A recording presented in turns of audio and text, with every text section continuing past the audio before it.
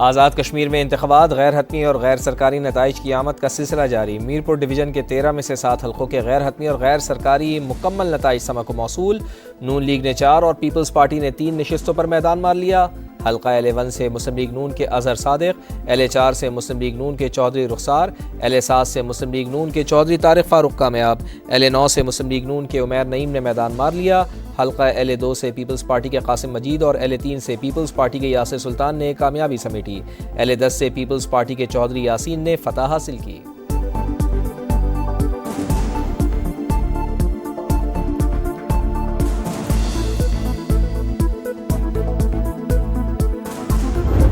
کچھ ایسے فیصلے کیے گئے ہیں یا کچھ ایسے صورتحال ہیں کہ الیکشن تو ابھی سے تھوڑا بہت متنازع ہو چکے ہیں۔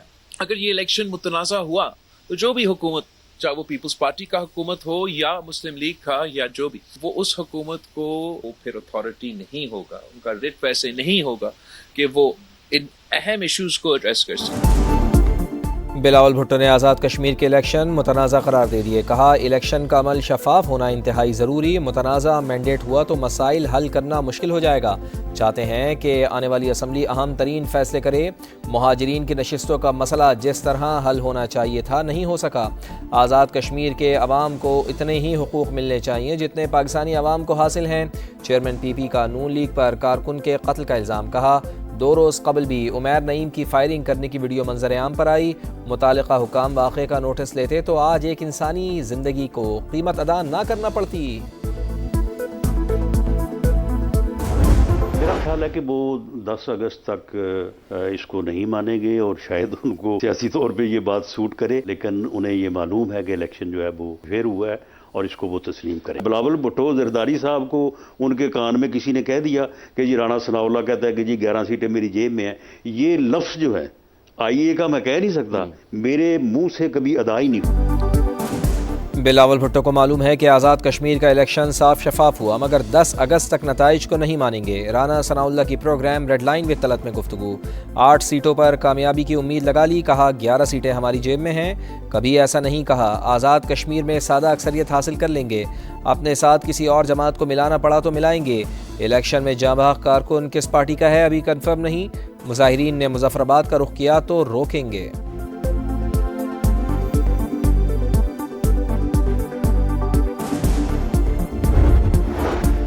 پیپلز پارٹی اور نون لیگ نے آزاد کشمیر الیکشن میں سرکاری وسائل کا استعمال کیا۔ PP صدر کے گھر سے پولنگ بیگز برآمد ہوئے۔ نون لیگ نے بھمبر میں پولنگ بیگز کو آگ لگائی۔ استحکام پاکستان پارٹی پنجاب کے جنرل سیکرٹری شعیب صدیقی کی گفتگو۔ کہا اپنی شکست دیکھ کر یہ بوکھلاہٹ کا شکار ہیں، IPP انتخابات میں سرپرائز دے گی۔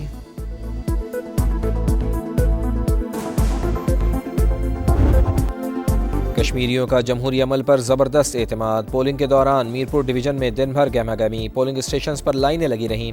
بزرگوں کی بھی بھرپور شرکت، خصوصی افراد ویل چیئر پر پولنگ اسٹیشن پہنچے۔ خواتین بھی ووٹ ڈالنے میں پیش رہیں، کہتی ہیں کہ ووٹ ڈالنا قومی فریضہ، گھر کے کام کاج تو ہوتے رہیں گے۔ ووٹرز ٹرن اوور کے باعث الیکشن کمیشن کو پولنگ کا وقت 1 گھنٹے بڑھانا پڑا۔ صبح 8 بجے سے شام 6 بجے تک ووٹ کاسٹ کیے گئے۔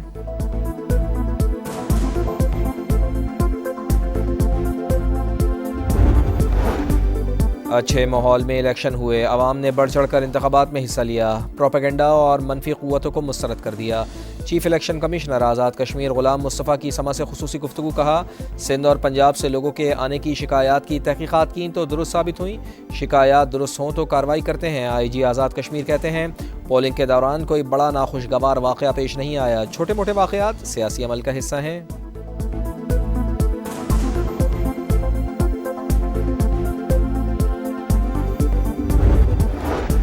ایران کے ساتھ بات چیت مثبت انداز میں جاری، پیش رفت کا امکان ہے۔ ثالثوں نے حملے روکنے پر زور دیا۔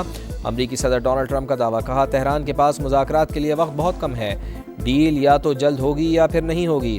اگر مذاکرات ناکام ہوئے تو بڑے فوجی حملے کرنے کے لیے تیار ہیں۔ ہمارے پاس بڑی مقدار میں اسلحہ اور گولہ بارود موجود ہے، مزید بھی حاصل کرنا چاہتے ہیں۔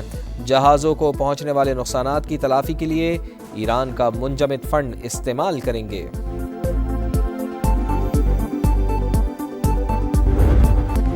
امریکہ سے براہ راست مذاکرات نہیں ہو رہے، ثالثوں کے ذریعے پیغامات کا تبادلہ جاری ہے۔ واشنگٹن کو یہ فیصلہ نہیں کرنے دیں گے کہ کب جنگ ہوگی اور کب امن۔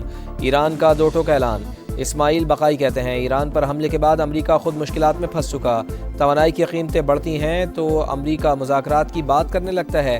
ایران کی یوکرین کو بھی وارننگ، کہا جہاز پر حملہ خطرناک اقدام، وقت آنے پر جواب ضرور دیا جائے گا۔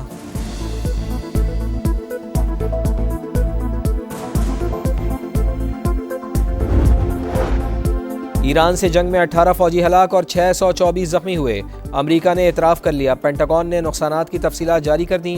ہلاک 11 فوجیوں کا تعلق آرمی، 6 کا فضائیہ اور 1 کا بحریہ سے ہے۔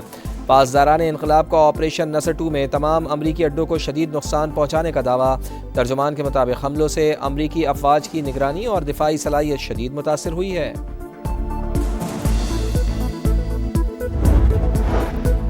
سعودی عرب نے عراق سے ہونے والے ڈرون حملے ناکام بنا دیے۔ عراقی مسلح گروپوں نے مشرقی علاقے اور دارالحکومت ریاض میں واقع تیل تنصیبات کو نشانہ بنانے کی کوشش کی۔ سعودی وزارت دفاع کے مطابق حملے ایران سے وابستہ ملیشیا نے کیے، اپنے دفاع کا مکمل حق حاصل ہے۔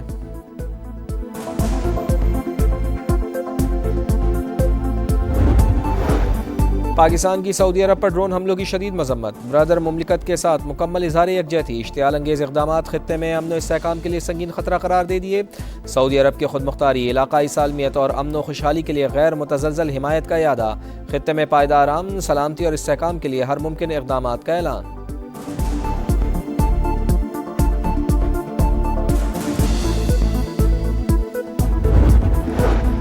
انٹرنیشنل مارکیٹ میں خام تیل 12% سستا، مگر پاکستان میں معمولی ریلیف۔ پیٹرول کی فی لیٹر قیمت میں 1 روپے کمی، ڈیزل 3 روپے 37 پیسے مہنگا، پیٹرول کی نئی قیمت 334 روپے 18 پیسے ہو گئی، ڈیزل 386 روپے 83 پیسے فی لیٹر ہو گیا۔ عالمی مارکیٹ میں خام تیل کی قیمت میں 12% گراوٹ، امریکی تیل $82 اور برینٹ کروڈ آئل $88 میں ٹریڈ۔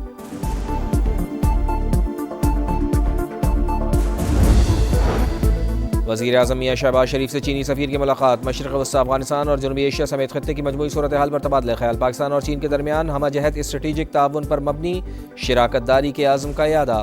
شہباز شریف کہتے ہیں فریقین اہم دو طرفہ فیصلوں اور معاہدوں پر عمل درآمد کے لیے قریبی تعاون جاری رکھیں گے۔ چین کا پاکستان کی خود مختاری اور علاقائی سالمیت کے تحفظ کے لیے تعاون جاری رکھنے کے عزم کا اعادہ۔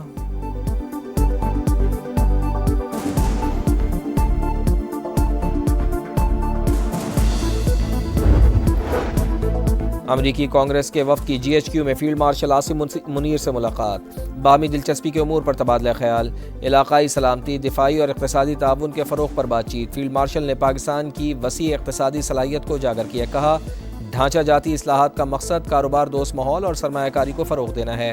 امریکی کانگریس کے وفد کا علاقائی اور معاشی استحکام میں پاکستان کے کردار کا اعتراف۔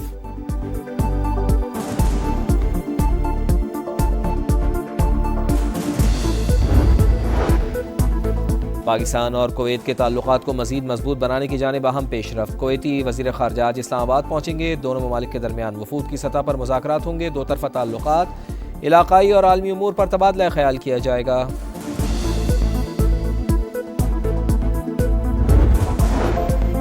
نیشنل اسٹریٹجک کمانڈ کے کمانڈر جنرل عامر رضا کی GHQ آمد، فیلڈ مارشل عاصم منیر سے ملاقات، جنرل عامر رضا کی یادگار شہداء پر حاضری، پھولوں کی چادر چڑھائی، فاتحہ خوانی کی۔ جنرل عامر رضا کو گارڈ آف آنر بھی پیش کیا گیا۔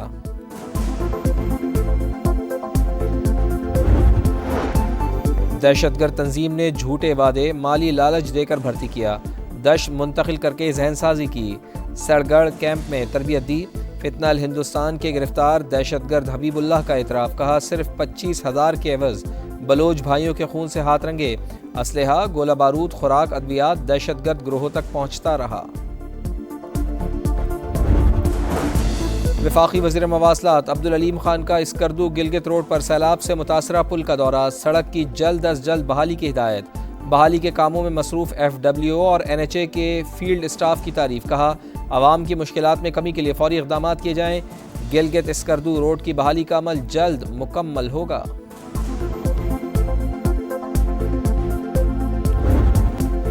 بارش کے باعث قلعہ ستار شاہ کے نالے میں طغیانی، ریلوے پل کو نقصان، لاہور سے فیصل آباد ٹرین سروس معطل، قراقرم اور شالیمار ایکسپریس کا روٹ تبدیل، گجرات جیل میں پانی بھر گیا، قیدی حافظ آباد اور جہلم کی جیلوں میں منتقل، جھنگ میں دریائے چناب کے ریلے سے 30 سے زائد موزہ جات زیر آب، ننکانہ صاحب میں بھی کئی گھر متاثر، روڑی میں دریائے سندھ کا پانی گھروں میں داخل ہو گیا۔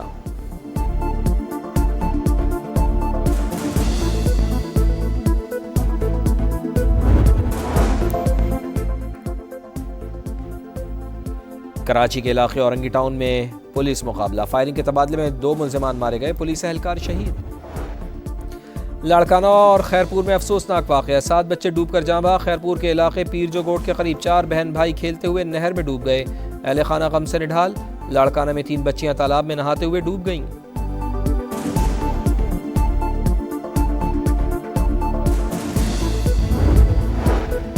ہیپاٹائٹس خاموش قاتل، دنیا بھر میں 30 کروڑ سے زائد افراد مرض میں مبتلا۔ پاکستان میں ہیپاٹائٹس سی کے مریضوں کی شرح سب سے زیادہ، تقریباً 98 لاکھ مریض، سالانہ 31,000 اموات۔ غیر محفوظ سرنجز، انتقال خون اور غیر معیاری دندان سازی مرض کے پھیلاؤ کی بڑی وجہ۔ بروقت تشخیص، احتیاط اور علاج سے بچاؤ ممکن۔